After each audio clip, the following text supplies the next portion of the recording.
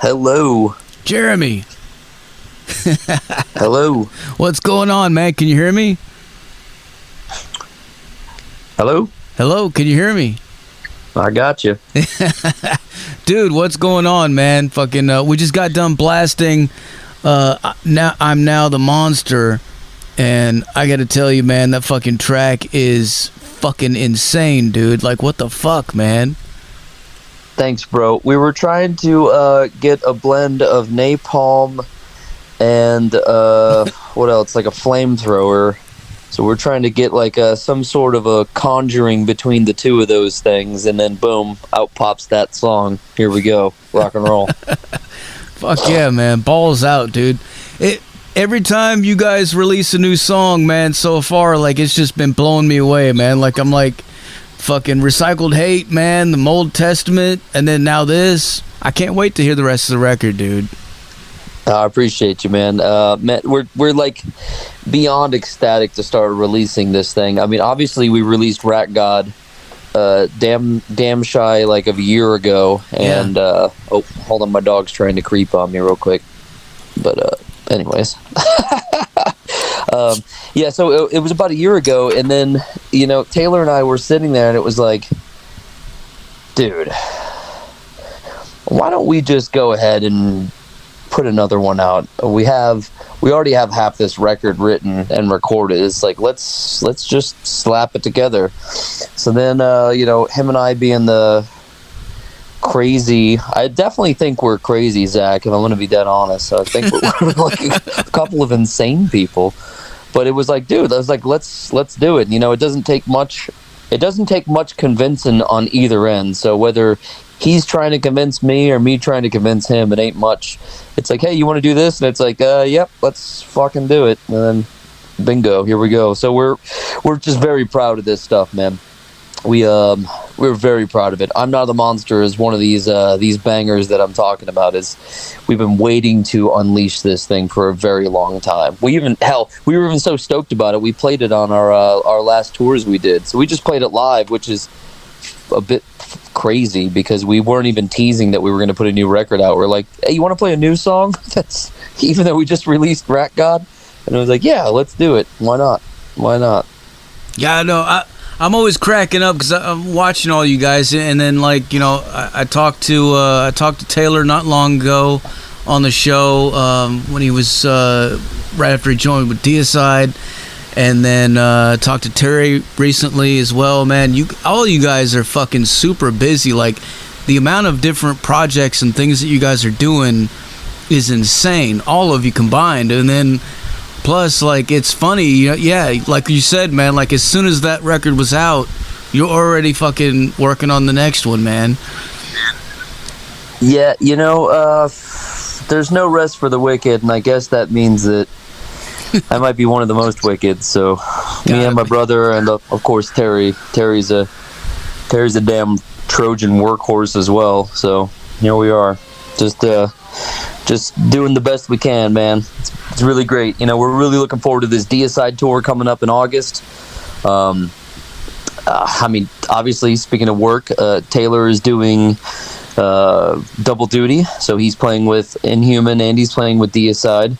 And not to be a one-upper, but my brother would be like, I'm a classic one-upper, but I'm doing triple duty, so I'm playing with Inhuman, doing front of house for Cataclysm.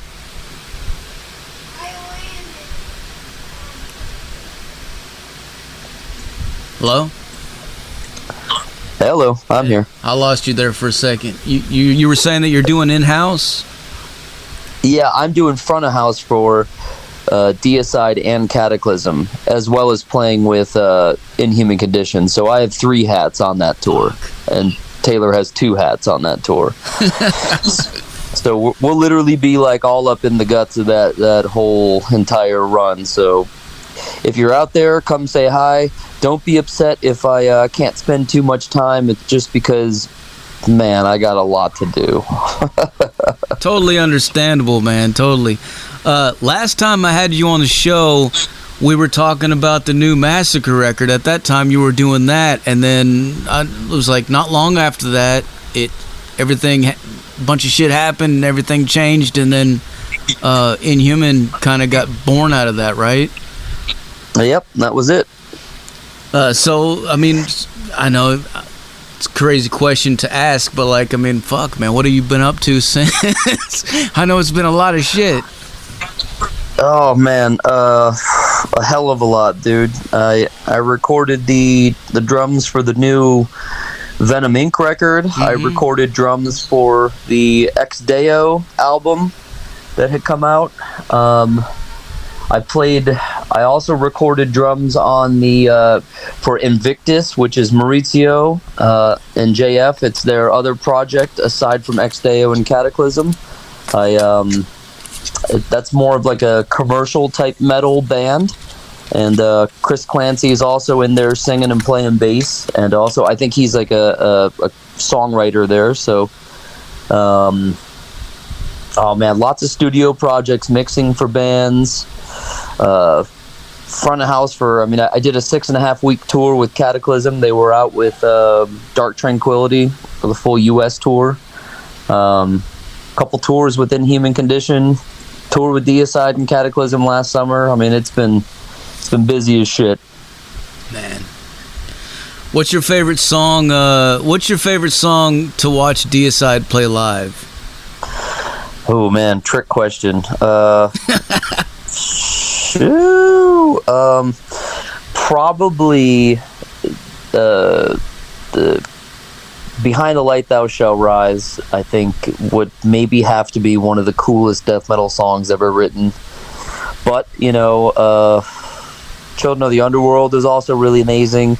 I'm such a mark for anything off Once Upon the Cross. For me, that was like, yeah. Look, I heard Deicide before. Like, that wasn't my first stumblings upon Deicide, but man, if that didn't just like sum it all up for me. I thought it was like amazing songwriting in the death metal department. So I would say anything off Once Upon the Cross, and that cover is just fucking iconic. So yeah, it is, man. And the way that it opens up, and then you see the fucking all the blood and everything. Oh yeah. Hell yeah, man! It's one of my favorites for out. Sure.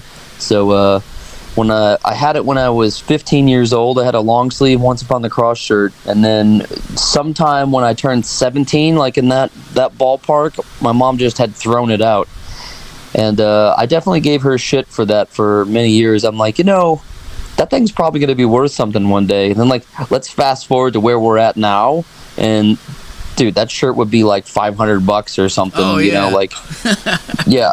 It's like there's like a crazy market for old vintage death metal shirts. Right. It's funny. Thanks, Mom, but you know. Yeah. Dude, I guess she was doing the Lord's work, so whatever. Dude, I think about that all the fucking time, man. Like all throughout the years, especially in high school and stuff. All my girlfriends always stole my shirts and shit, man. Fucking, I've had so many cool shirts throughout the years, especially tour shirts too that I got at shows. And it makes me so fucking, it makes me sick when I think about it. I'm like, fuck, I wish I had them. Yeah, of course. I have like bins and bins of them up in the attic now. So, I mean, you think about it, you usually get maybe one per band per tour. So let's say you're out with like, I mean, I did one tour and there was 5 bands. I mean, so, geez, that's 5 shirts right there. That's from a tour, you know. Then let's say it's like, oh yeah, I'm also out with Vader. I happen to really like Vader, so then you get maybe 2 shirts. So I mean, you know, then you're at 6, and then you go see shows all the time. I mean, I probably have like 600 black shirts in my closet. It's like a joke between my wife and I. Like, I'll go to a show and I'm like, I will not be getting another black t-shirt today. And then of course you go and watch Nails and they fucking blow the stage apart and you're like, damn it. I come home, walk of shame. You're like, I got another shirt. Oh man. So, I guess it's a bit of an addiction, I guess, maybe. What about non-black shirts? Do you have any non-black shirts? Yeah, I get a good amount, man. You know, I think the older I get, the more non-black shirts I try and like accumulate, even though the black shirts do accumulate anyways. But yeah, I got a fair amount of some red ones, and I got some my wife got me a really cool Overlook Hotel shirt. That's from The Shining. So that's green. That's pretty unique. That's like a throwback to like the old birdhouse shirts I used to wear when I skateboarded back before. Like, I had to make a decision. I had to be like, well, I'm either going to skateboard or I'm going to play drums, because I had some show coming up. Back when I was 17, I had a show coming up with my my band at the time, Dresden. And I was like skating on a Wednesday or something like that. And I ollied this huge like 9-board gap and like hyperextended my, really difficult, and I almost had to cancel the show. And then it was like, well, I need to pick one or the other. And I know that Gus Rios is out there saying, man, you don't have to pick one or the other, because he still skates and still plays drums. But I did. I was like, look, I need to make a damn decision here. It's one or the other for me, because I'm just going to hurt myself. I'm an idiot. I think he's out there wearing pads and a helmet, and I never did any of that shit. So hell yeah, man. Well, speaking of Inhuman Condition, man, one of the things I wanted to say that I really like about what you guys are doing is the sound is fucking, I mean, it's hands down fucking classic death metal sound, and it's got that Florida fucking style to it that is unmistakable, you know? Like, there's a certain sound to it. It's hard to describe, but like, it just is, you know? And last week I was on vacation. I was in Florida myself, actually, and I was sitting down there. It was funny because the whole time I was sitting on the beach, fucking drinking Coronas and just sitting in the sand, and I was thinking to myself, what the fuck is it about this place that makes all these people make this fucking brutal death metal, man? Can you answer that question for us? Do you know? What is it?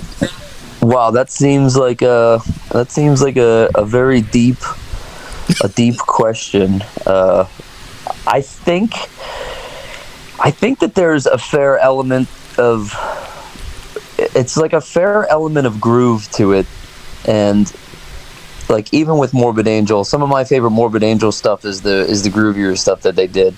I grew up listening to all of the classic Florida death metal bands anyways. I mean, we're talking like from like age 13, 14 on, I listened to the crap out of that.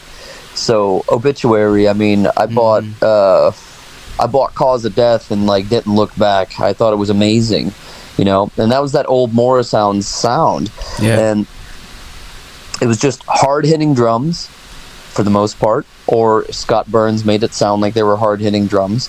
And a lot of that stuff was really straightforward, even though it was complex. Like, because I mean, of course, Morbid Angel was complex, but also it wasn't when it was down and grooving, and it was just like when it was happening. And Pete hit like a maniac, and so did Don Tardy. I mean, that dude hits like a maniac still. Oh, yeah.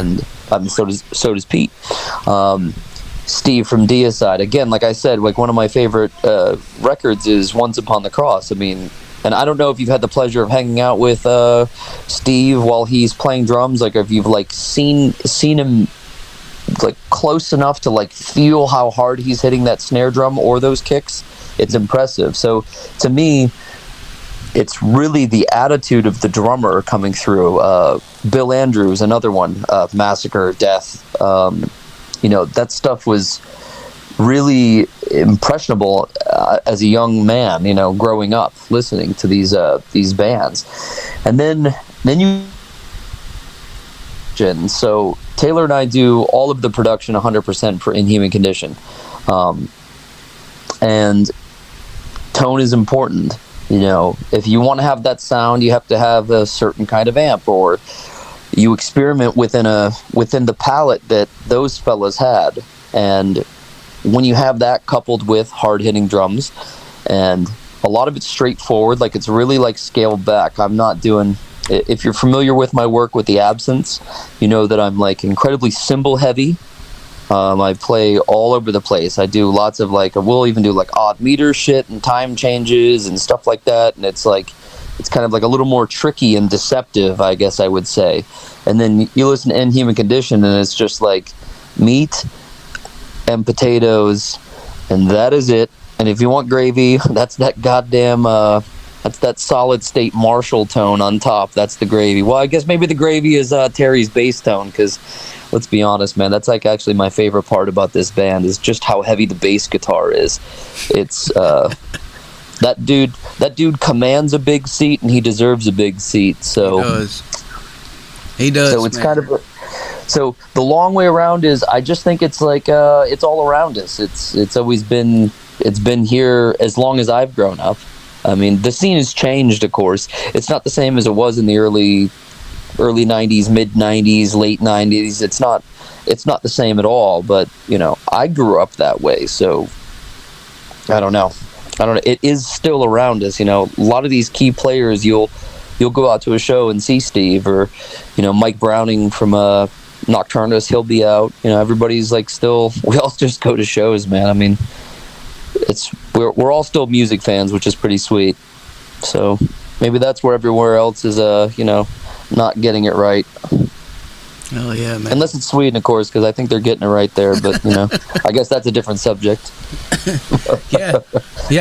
That's funny. I was actually talking about that earlier, man, because I was going on and on about the Florida scene. But yeah, Sweden definitely has their own flavor as well. But I mean, yeah, like for me growing up, a lot of the death metal that I got into was all of that stuff. You know, like Deicide's first album and Obituary, Cause of Death, and all that stuff, man. Fucking, you know, even Cannibal Corpse, even though I know they're originally from New York, but you know, they relocated down there, and then yeah, I didn't even mention them. I mean, the Bleeding is so fucking killer. Paul's drums are great.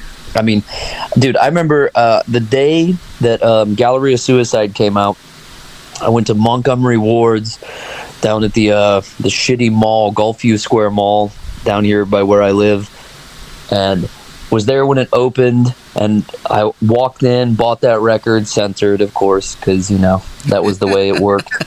And I had to send away for the album cover, and of course they sent it to me. I sent a self-addressed stamp and envelope letter to Cannibal Corpse, and then they sent, like 6 to 8 weeks later, I got the uncensored version, you know, folded in half because they put it in a regular mailing envelope.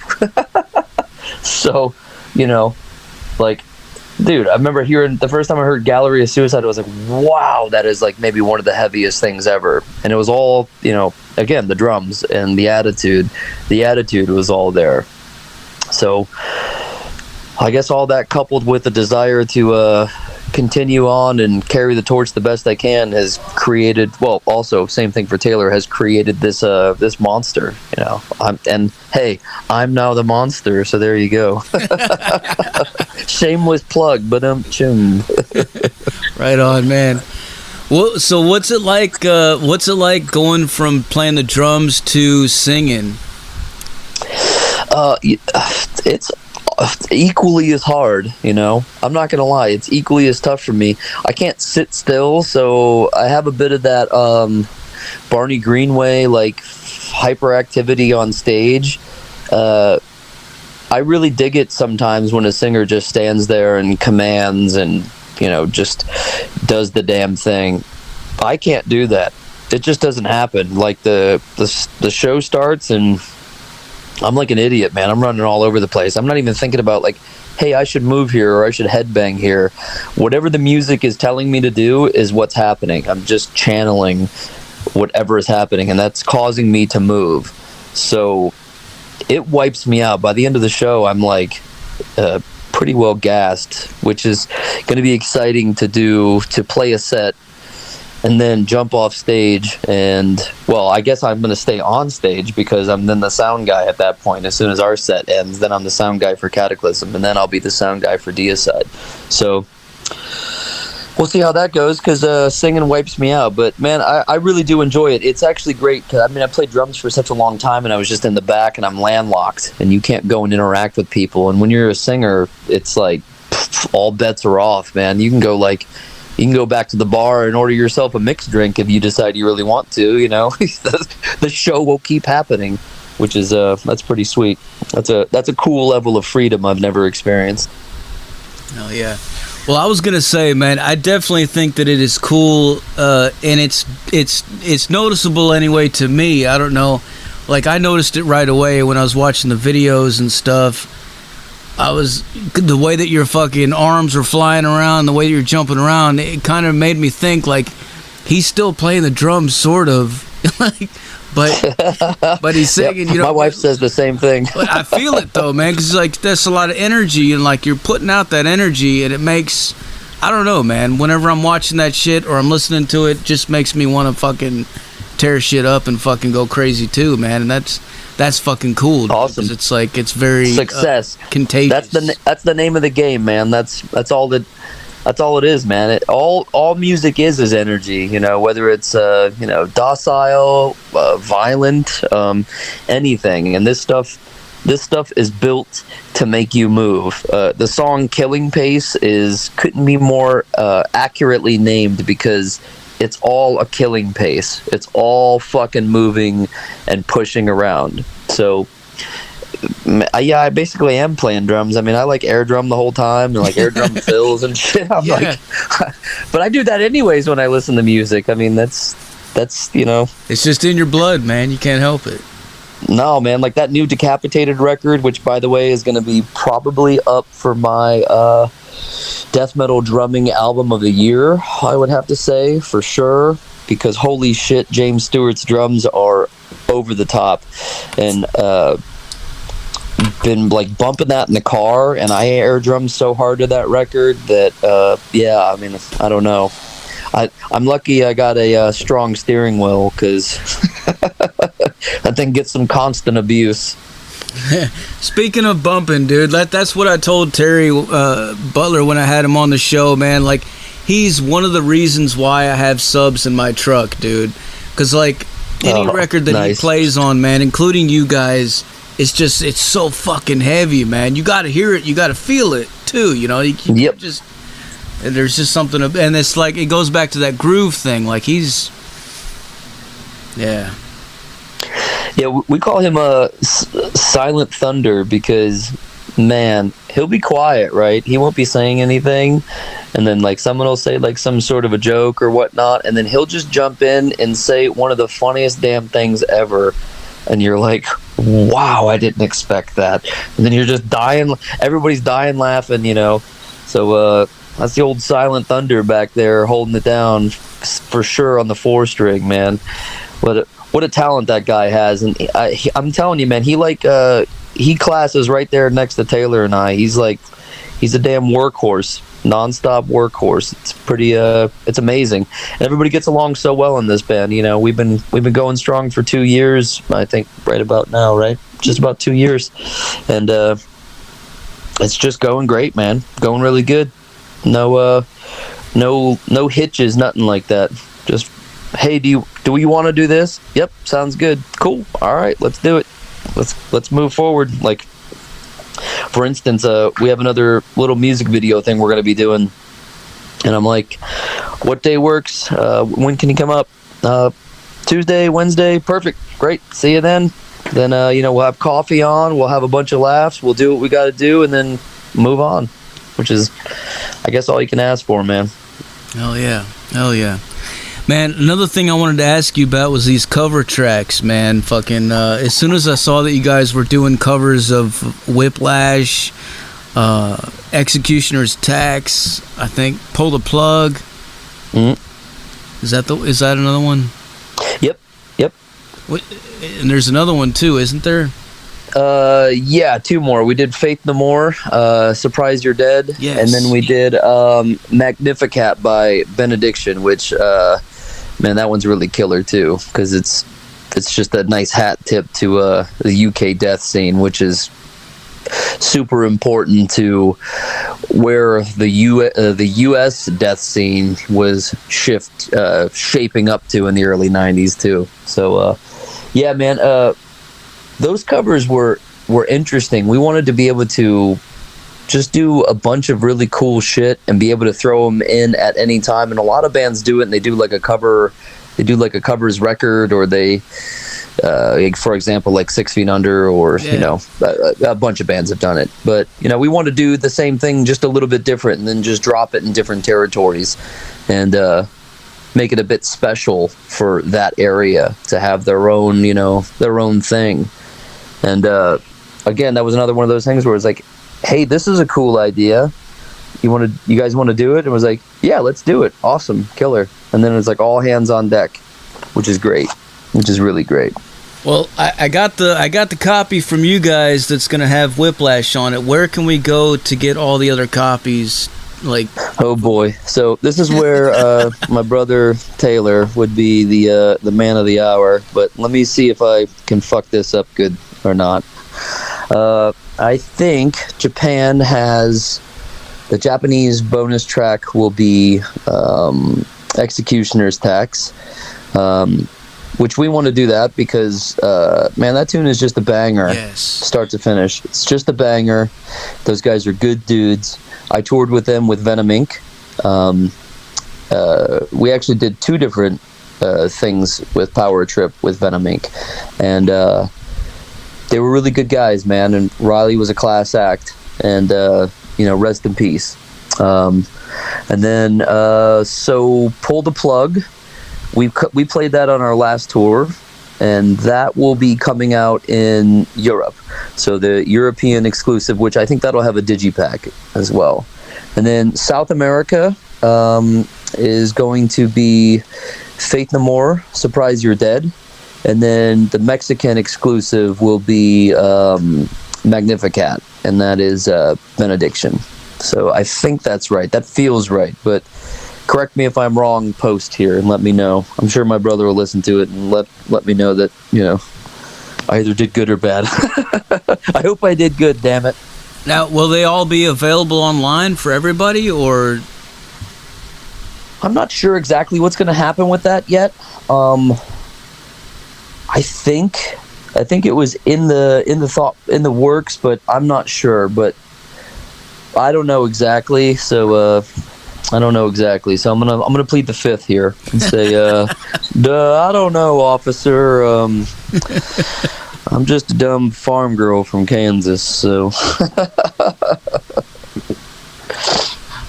Oh yeah, man. Well, I can't wait to hear them, man, and everything. I can't wait to hear the rest of the record. And fuck, man.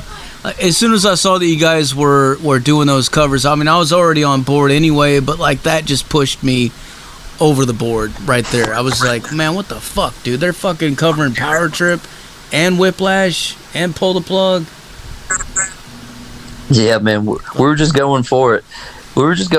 Man. It was just like, what would be cool? What would be fun to do? And then of course that list leads to the next list, but we have to take it one day at a time, or else we'll just play every damn song that's ever written, and then Yeah, I was gonna ask you. Like, do you guys think like at some point you might do like a Graveyard Classics type thing? I mean, I would say never, but I mean, the way that we're writing still, I mean, we probably got gobs more of like actual our music in the pipeline already. So we'll see how it goes. I mean, I wouldn't be opposed, but we'll see how it goes. Hell yeah, man. Well, if you could play with anybody in the world, who would it be, man? If you could play a show with anybody. I know it's going to sound cheesy, but I mean, I already have probably one of the best guitar players I could ever want to play with. So I'm already there. And then I'm also get to I also get to jam with Jeff. So let me just reference it. I'm talking about Taylor. Taylor Nordberg is one of the best guitar players I've ever played with, and he's just in a class all on his own. So jamming with him is already like, that's at the top, if you ask me. And then I'm also fortunate enough I get to play with Jeff Dunn, or most people know him as Mantis from Venom, and that dude is another world-class guitar player. So I think any more would be just greedy. I mean, there's of course some like cool people. I'd love to just join them on stage. Like it'd be cool to hop on stage with Metallica, but I mean, that would just be adding to, like, I mean, how much land do you need to own, right? I mean, how much land do you need to own to feel like, yeah, I've made it, you know? So I've already got, you know, like 300 or 400 acres worth of land right now. I'm already good. I mean, anything else would just be extra added. So I guess I would say, yeah, probably no one. I think I'm good. That is badass. Well, actually, I meant more like who would you want to open up for, or like, you know, like have a festival with? Oh yeah, easy. Metallica, like done. Yeah, Metallica, done. That's an easy one. Sorry, I misunderstood the question, and I apologize. Oh yeah, that fucking Metallica. That's the go-to right there, man. Like, what the fuck, man? What a crowd. Yeah, of course, dude. I mean, that and they're just all good dudes. They're just all, I mean, they're all real guys, which that's fucking awesome, man. That's awesome. And they're still just a band, and they're still up there just doing the damn thing. And look at even as recently as like last month, James Hetfield was being very honest and vulnerable on stage, and just like, yeah, I love that, struggling a bit. And it's like, yeah, fuck yeah, this shit's hard, man. It's not easy. Being a person isn't easy for anybody. You know, you think it might be easy because you have millions of bucks, you know, because you're a big landowner, but you know, it's still difficult, you know, no matter where you're at. So I think Metallica, man, that'd be cool. I mean, of course Pantera, but we can't have that happen, so that's all good. Rock and roll. Rest in peace, Don. Rest in peace, Vinny. So rest in peace for sure, man. Yeah, you know, Metallica is definitely on my bucket list, man. That's one band that I've never seen live. I don't know why. I do know why, actually. Fucking, it's a fucked up story, but in the 90s when I was in high school, I was in that stupid stage where I was like, man, I don't know, like I was kind of getting mad at them for being so big for some reason, and a friend of mine wanted me to go to the show. It was during the Black Album tour, and I turned it down. Oh, damn. Bummer. God. Bummer you didn't go see that. Man. Bummer. You know, now that I'm older, I'm like, why the fuck did I do that? Like, what the fuck, man? You know, I watch the DVDs and stuff now, and I'm like, Jesus Christ, what the fuck are you thinking? Yeah. Man, I saw them at 96. They did the Poor Touring Me tour, and that was still pretty killer, man. I enjoyed that in 96. I've since seen them a couple times. I did a festival with them when I was out. I used to crew for Sepultura, so I did tour managing and front of house for them. But actually, that tour I was doing monitors for them, and we played Rock in Rio in Vegas, and Metallica headlined. So it was pretty crazy. So I was over there at the monitor board, and it was already crazy because it was Sepultura. So let's start. And then let's add to that, because we had 2 days of rehearsal because they were jamming with Steve Vai. He was going to come up and play a couple Sepultura songs, and they were going to play a Steve Vai song.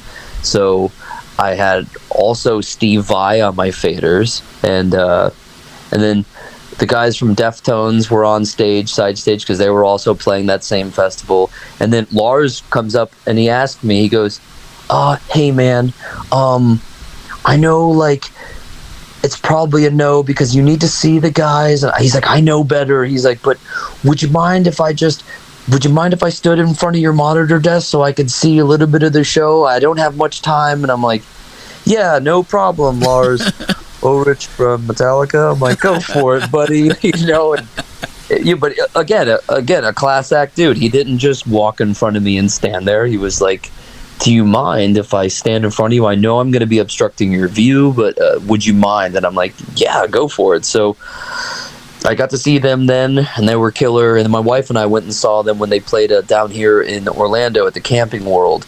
That was awesome. They had a really killer show here. And man, they just never disappoint, dude. They never disappoint. Even if they're playing tunes that you don't necessarily love, it doesn't matter, because I mean, it's Metallica and they're up there doing the damn thing. Like, you know, They got the pyro, they got the sweet lasers, they got an amazing sound, and moreover, like, everybody's there for a same reason. It's sort of like watching a Maiden concert. Like, everyone's there and they want to be there. That energy is being given and fed off of, and then digested back to the band, and it's just a big incestuous circle, which is it's really like nothing else, man. Metallica's killer. They do such a good job, and their fans love them. Their fans just love them, and who wouldn't want that? Who wouldn't want that? Lucky guys. I mean, well, they've worked hard, and they went through a lot, so. Yeah, man. But they're... Next time they come to Tennessee, man, I am fucking there, dude. I don't care how much it costs, what I gotta do to make it happen, it's gonna happen. I gotta be there. I gotta hear a creeping death. I gotta be there during that chant of die, die, die. Gotta do it, man. Yeah. Happen. Hell yeah. Fucking, if I could go back in time and tell stupid young teenage myself, slap him, but it is. Oh shit! Hey man, if you're going back, I got stuff to say to younger me too. So let me know. let me know. Damn. Yeah. I got actually I got a man. I could start a list now. So I could start a big list. It could be a. Never mind. This will be a rabbit hole. I don't think we can do it. Sorry, Zach. I can't do it. I can't go back. What's the first thing that pops in your head if you could go back in time and tell yourself? Oh man, don't put it in her. Oh shit. Shoo. All right. And the honesty train is here. Oh, yeah. I know there's some people laughing somewhere. That's all good. But you know what? Hey, it's true. So anyways, here we are. I feel you, brother. All right, man. Well, so I guess I'm about out of questions, man. Is there anything else you want to let the people know? No, thank you so much for listening, and just know that Inhuman Condition was never meant to be. It wasn't. It was never on the plan. It wasn't. It just happened. And it happened out of someone handing us a pile of lemons, and I hate to use the cliche, the old cliche saying about that, but we had something happen, and we made something from it. So it was never supposed to be. It wasn't the plan. It wasn't the intention. So the fact that one person likes it is mind-blowing. The fact that as many of you like it as you do is humbling. I mean, it's enough to stop anybody in their tracks. Anybody in this band, I know that. I can speak for my band members for sure. We are all floored and blown away and humbled by the outreach that we get from this, and people saying that this affects me in this way, or man, I really identify with this, or even just the guy that just throws devil horns at us and goes, ah, it's like unreal. It was, like I said, it wasn't in the plan. So to see this happen is just a pleasure. It's a real honor too. So thank you for listening. Thank you for supporting, and looking forward to doing my best to at least fist bump you out on the road.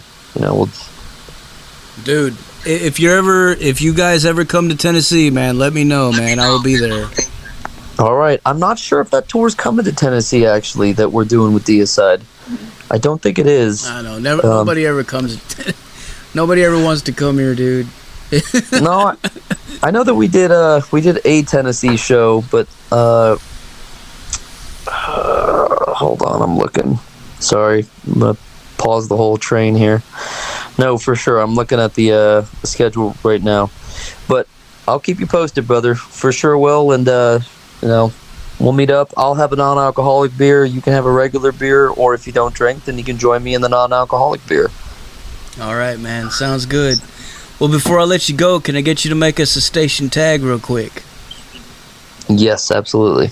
All right. Whenever you're ready, say something like, "This is Inhuman Condition, and you're listening to Metal Devastation Radio." Hey, what's up? This is Jeramie Kling from Inhuman Condition, and you're listening to Metal Devastation Radio. Like a pro, man. Thanks a lot, Hey, man. thanks, bro. Thanks a lot. Yeah, you got it. Hey, man, thanks a lot for taking the time and talking to us, and hope to see you soon, man. I think so, man. It'll happen soon enough, bro. Thanks again for having me. All right, man. We'll talk to you later. Cheers. Rock and roll. There you have it, folks. Jeramie Kling from Inhuman Condition live on the Zach Moonshine Show with Metal Devastation fucking radio. Like I said earlier, put your speakers in your windows, put them in your front lawns, put them in your neighbor's driveway, put them everywhere, man. If you don't see U-Haul trucks everywhere tomorrow, what the fuck are you doing, man? Seriously. All you gotta do is reach out, grab the volume knob, and crank it all the fucking way up like I'm about to do right now. Here's some more Inhuman Condition. Crank it up, motherfuckers.